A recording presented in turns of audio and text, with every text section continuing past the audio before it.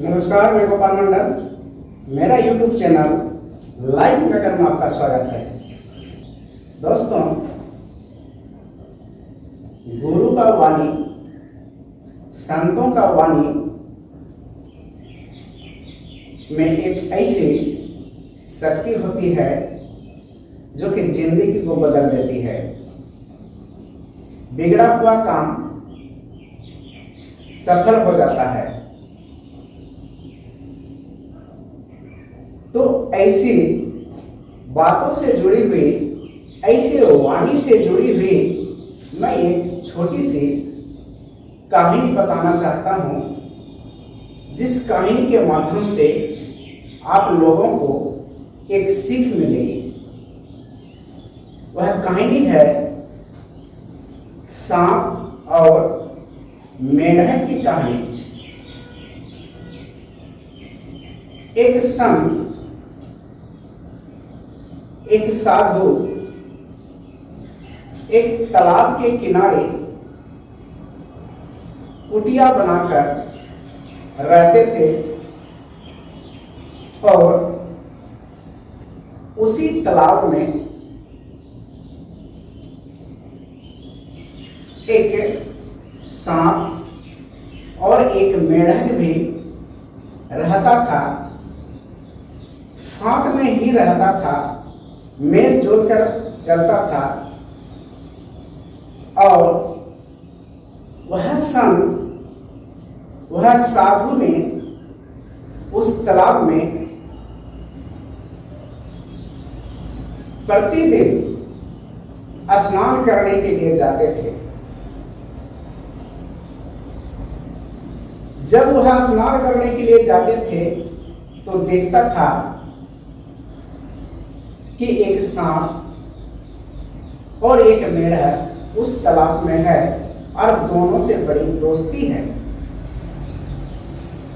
वह एक दूसरे के साथ रहता था और किसी को कोई हानि नहीं पहुंचाता था। बड़ा मेल जोल से रहता था। एक दिन सांप को बहुत भूख लगा था और उसे उस दिन खाने को कुछ नहीं मिला, शिकार नहीं मिला। तो उसका दोस्त जो मेंढक था, खाने के लिए उसी को पकड़ लिया।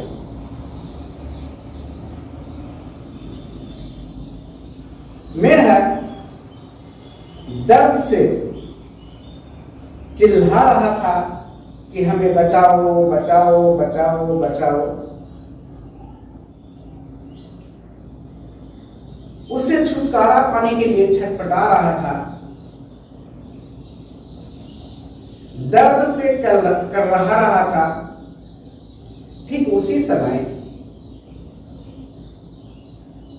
वह साधु स्नान करने के लिए पहुंचा तो देखा कि अरे, सांप और मेंढक में तो बड़ा दोस्ती था, लेकिन सांप मेंढक को आज पकड़ लिया खाने के लिए। तो मैं कैसे इसे बचा लूं, कैसे बचा सके, कैसे बचाऊं। साधु ने धर्म संकट में पड़ गया। यह बोल के धर्म संकट में पड़ गया कि यदि सांप को डरा धमकाकर यदि छोड़ा दिया जाए तो मेरा किसी का मुंह का आहार छीनना हो जाएगा। और मैं नहीं चाहता हूं कि किसी का आहार मैं छीनूं, किसी का भोजन मैं छीनूं। और यदि मेरा आंखों के सामने यदि वह मेंढक का प्राण चला जाए तो ये भी मुझे पाप होगा। कि मेरा आंखों के सामने कोई बचने के लिए आग्रह कर रहे हैं, बचने के लिए चिल्ला रहे हैं, और मैं आंखों में देखकर, यानी आंखों से देखकर मैं यदि उसे नहीं बचाता हूं तो ये भी मुझे पाप लगेगा। और सांप को यदि भोजन करने से रोक दिया जाए तो किसी का मुंह का आहार छीनना, किसी का भोजन छीनने के लिए मैं पापी हो जाऊंगा। ये भी एक बहुत बड़ा पाप है। तो ये साधु ने बड़ा समस्या में पड़ गए कि क्या करें कि सांप को ऐसा ना करना पड़े और मेढक को ऐसा ना करना पड़े कि हमको दोनों तरफ से पाप हो जाए। तो साधु ने बीच का एक रास्ता निकाला और बोला कि सावधान हो जाओ, यदि भोजन करना है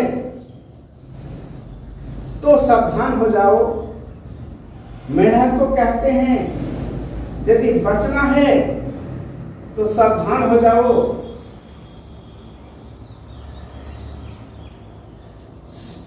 और साधु ने ये बताया कि तुम्हें, मेढक को बताया कि तुम्हें यदि तुम बचना चाहते हो तो शांत हो जाओ, और सांप को कहते हैं तुम्हें खाना है तो शांत पूर्वक खाओ।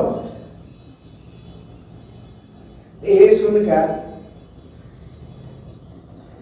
सांप ने शांत हो गया, और मेढक को इतना दर्द हो रहा था, इतना जो चिल्ला रहा था, बचने के लिए जो छटपटा रहा था, फिर भी इतना कष्ट होते हुए भी मेढक भी शांत हो गया, जैसे कि वह मर गया हो ऐसा शांत हो गया। इस तरह से मतलब कि शांत हो गया जैसा कि मर गया हो, इस प्रकार से वह शांत हो गया।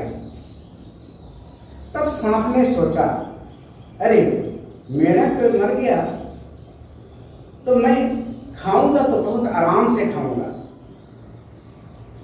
अब हमें हड़बड़ाने की जरूरत नहीं है, आराम से खाऊंगा। ये सोच के सांप जैसे अपना मुंह को थोड़ा सा ढीला छोड़ा, वैसे तुरंत मेढक छलांग मार के भाग गया। तो इससे क्या होता है कि मेढक भी बच गया और सांप का भी भोजन छीनना नहीं हुआ। ये साधु का जो वाणी है, साधु का जो आवाज है, साधु का जो वचन है, साधु का जो कथन है, उनका अक्षरशः जो पालन करता है, मान के चलता है, तो वह जिंदगी में वह सफलता प्राप्त करेगा, सफलता हासिल करेगा। इसलिए दोस्तों, जो ज्ञानी लोग होते हैं, जो बुजुर्ग लोग होते हैं, जो साधु महात्मा होते हैं, उनका आवाज सुनना चाहिए, उनका वचन सुनना चाहिए, सत्संग सुनना चाहिए, सत्संग में जाना चाहिए, तो उसे बहुत ज्ञान मिलती है और वह ज्ञान जिंदगी को आगे बढ़ाने का काम में आता है। दोस्तों, आप लोग भी अपने जिंदगी की समस्याएं यदि दूर करना चाहते हैं, जिंदगी में आगे बढ़ना चाहते हैं, तो जरूर ज्ञानी महात्मा का, गुरु का बात मानकर आप काम करेंगे, उनका सलाह पर काम करेंगे तो कभी जिंदगी में धोखा नहीं खाओगे। जय हिंद, जय भारत।